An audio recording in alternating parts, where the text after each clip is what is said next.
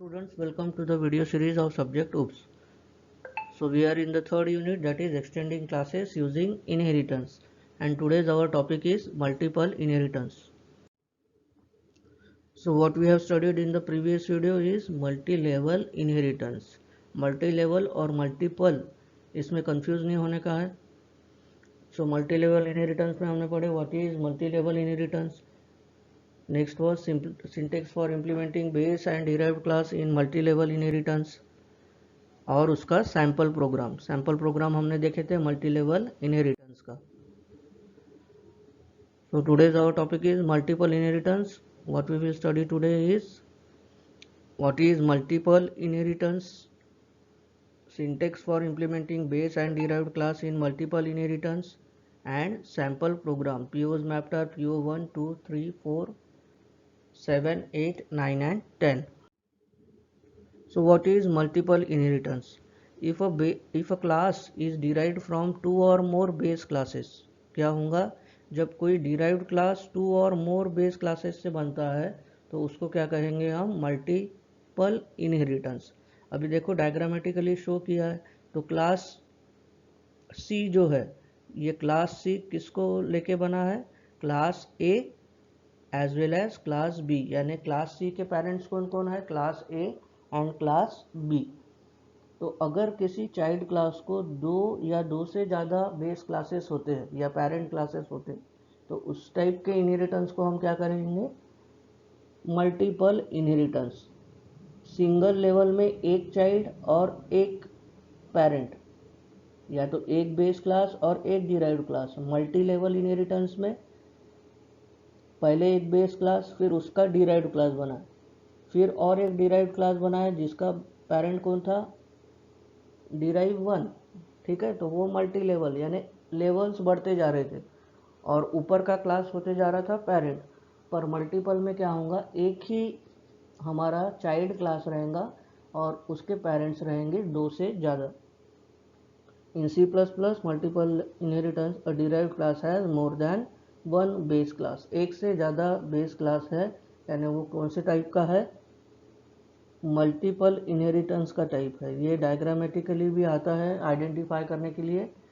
कोई डायग्राम दिया रहेगा उससे हमको आइडेंटिफाई करने का है कि कौन से टाइप का इनहेरिटेंस है. तो ये कंसेप्ट सभी का क्लियर रहने को ना. सिंटेक्स देखते हैं. तो सिंटेक्स में सेम अभी बेस क्लासेस बनाएंगे. तो सबसे पहले बेस क्लास बनाया हमने या फर्स्ट क्लास, तो क्लास A नाम से सपोज बेस क्लास बनाए. इसके डेटा मेंबर रहेंगे और मेंबर फंक्शन रहेंगे क्लास A के. ठीक है, ये पहला बेस क्लास बनाया हमने. उसके बाद दूसरा बेस क्लास बनाया क्लास B. A B सिर्फ हमने क्लास का नाम दिए हैं, इसकी जगह हम कोई भी नाम दे सकते. तो दूसरा बेस क्लास बनाए क्लास B, इसके डेटा मेंबर फंक्शन रहेंगे. क्लास को क्लोज किए. अभी थर्ड क्लास हम बना रहे जो है हमारा चाइल्ड क्लास. अभी चाइल्ड के पेरेंट कौन कौन है, ये पहला पेरेंट है बेस क्लास 1 और ये सेकंड पेरेंट है. तो क्या दिए हमने, क्लास C कोलन यानी ये इन क्लासेस को इनहेरिट करेंगे. तो एक्सेस स्पेसिफायर A यानी public A comma public B. तो इससे क्या हो जाएगा, ये क्लास C चाइल्ड बन जाएगा और इसके पेरेंट कौन रहेंगे, क्लास A और क्लास B, और इसके डेटा मेंबर फंक्शन और क्लास क्लोज की. एग्जाम्पल, तो एक ब्रांच नाम का क्लास बना है बेस क्लास 1, डिपार्टमेंट का नाम का क्लास ये बेस क्लास 2, इसके अपने डेटा मेंबर फंक्शन, इसके अलग कोई अपने डेटा मेंबर और मेंबर फंक्शन. उसके बाद एक फैकल्टी नाम का क्लास बना. ठीक है, अभी क्लास फैकल्टी किसको किसको डिराइव कर रहा, ब्रांच को डिराइव कर रहा, यानी ब्रांच को पेरेंट है एक और एक दूसरा पेरेंट कौन है, डिपार्टमेंट एक पेरेंट है. तो दो पेरेंट है इसके. तो ये किस टाइप का इनहेरिटेंस हो गया, मल्टीपल इनहेरिटेंस. और सेपरेट कैसे किए, with the help of comma देके हमने दोनों को सेपरेट किए. इसके पहले जो मल्टी लेवल में देखे थे तो ये ऊपर वाला क्लास इसका बनता था, तो एक ही क्लास आता था यहाँ पे, पब्लिक जो भी क्लास नेम है वो. ठीक है, पर मल्टीपल में दो अलग अलग पेरेंट है, इसलिए पहले पेरेंट का नाम कॉमा दूसरे पेरेंट का नाम. सैम्पल प्रोग्राम देखते हैं। तो बेस क्लास 1 बना है, क्लास बेस 1।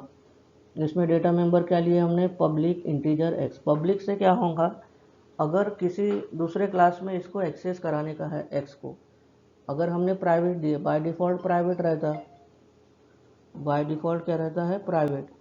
तो अगर हमने यहाँ पे पब्लिक दिए यानी दूसरे क्लास में इसका एक्सेस होगा, अगर प्राइवेट दिए तो नहीं होगा, उसी क्लास के अंदर उसको एक्सेस देना पड़ेगा। उसके बाद मेंबर फंक्शन लिए गेट डेटा नाम से। तो मेंबर फंक्शन में क्या लिखे, enter the value of X cin X, यानी यूज़र से वैल्यू लेगा एक्स की और उसको सिस्टम में लेगा with the help of cin. Same type से हमने क्या किए, दूसरा बेस क्लास बनाया, क्लास बेस 2। इसमें भी एक वेरिएबल लिए इंटीजर वाई, यानी डेटा मेंबर हमारा, उसको रीड किए with the help of read data function. ठीक है, रीड डेटा क्या कर रहा है, वाई की वैल्यू रीड कर रहा है, enter the value of Y and Y, और क्लास क्लोज किए हमने। तो दो हमारे बेस क्लास बन गए, या तो दो पेरेंट क्लास बन गए, एक बेस और बेस 1 और दूसरा बेस 2। अभी हमको चाइल्ड क्लास बनाने का, तो चाइल्ड क्लास ये दोनों को इनहेरिट करेगा, तो क्या लिखना पड़ेगा, class derive 1 colon public base 1 comma public base 2। ठीक है, तो इस टाइप से अभी ये डिराइव क्लास बना है, ये किस किस को इनहेरिट कर रहा, बेस क्लास 1 को भी, इसलिए क्या दिए पब्लिक बेस 1 और पब्लिक बेस 2। अभी मल्टीपल इनहेरिटेंस कैसे आइडेंटिफाई किए, अभी ये चाइल्ड क्लास है, इसके पेरेंट कितने हैं, 1 एंड 2, यानी ये किस टाइप का इनहेरिटेंस, मल्टीपल इनहेरिटेंस। अभी इसमें देखो एक वेरिएबल लिए इंटीजर जेड, इसको दिए हमने प्राइवेट। प्राइवेट यानी सिर्फ ये डिराइव क्लास का ऑब्जेक्ट ही इसको यूज़ कर सकता है, जेड को। उसके अंदर मेंबर फंक्शन तो पब्लिक ही रहेगा बाय डिफ़ॉल्ट सम नाम से, Z equals to X plus Y, और सी आउट क्या कर दिए, जेड, और क्लास क्लोज किए। अभी इसको एग्जीक्यूट कराने का है, तो विदाउट मेन फंक्शन तो एग्जीक्यूट होगा नहीं, इसलिए मेन फंक्शन लिखेंगे, उसमें हम ऑब्जेक्ट बनाएंगे। ऑब्जेक्ट किसका बनाएंगे, हमेशा लास्ट जो क्लास बनता है उसका। तो लास्ट क्लास कौन सा बना, ये फर्स्ट, ये सेकंड और ये थर्ड, यानी डिराइव का ऑब्जेक्ट। तो क्या लिखेंगे, क्लास नेम ऑब्जेक्ट नेम, तो डिराइव ए। ठीक है, क्लास का नाम क्या था, डिराइव, ऑब्जेक्ट का नाम ए डॉट गेट डेटा। अभी ए डॉट गेट डेटा लिखेंगे, तो गेट डेटा किसके पास है, कौन से क्लास के पास है, हमारे बेस क्लास 1 के पास। तो बेस क्लास 1 के को ढूंढेगा, उसमें गेट डेटा फंक्शन ढूंढेगा, यहाँ से क्या मिलेगा इसको, एक्स का वैल्यू, गेट डेटा से क्या मिला, एक्स का वैल्यू, ये हो गया एग्जीक्यूट। उसके बाद नेक्स्ट लाइन पे आएगा, क्या लिखा है, ए डॉट रीड डेटा, यानी रीड डेटा वाले को ढूंढेगा, तो वो उसको मिलेगा क्लास बी में। रीड डेटा से क्या मिलेगा इसको, वाई का वैल्यू, तो एक्स एंड वाई की वैल्यू आ गई। नेक्स्ट लाइन में आएगा ए डॉट सम, अभी सम कहाँ पे लिखा है, डिराइव क्लास में, तो सम क्या कर रहा है, Z equals to X plus Y, X और वाई का वैल्यू पहले से है हमारे पास, एक्स एंड वाई, तो इसको ऐड करेंगे और सी आउट करेंगे और रिटर्न करेंगे। ठीक है, रिटर्न 0 दिए क्योंकि हमने यहाँ पे इंटीजर मेन लिए। ठीक है, अगर गेट सी एच दिए रहते तो यहाँ पे लिखते हम void main.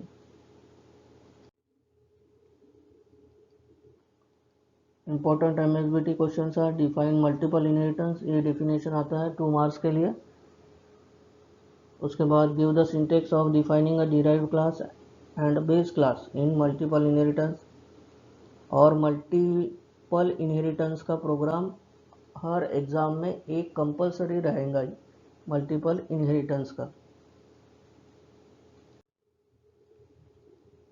So what we have studied today is what is multiple inheritance, syntax for implementing base and derived class in multiple inheritance and its sample program. So thanks for watching the video lecture. Next topic में हमको पढ़ने का है topic number 3.6 that is hierarchical inheritance.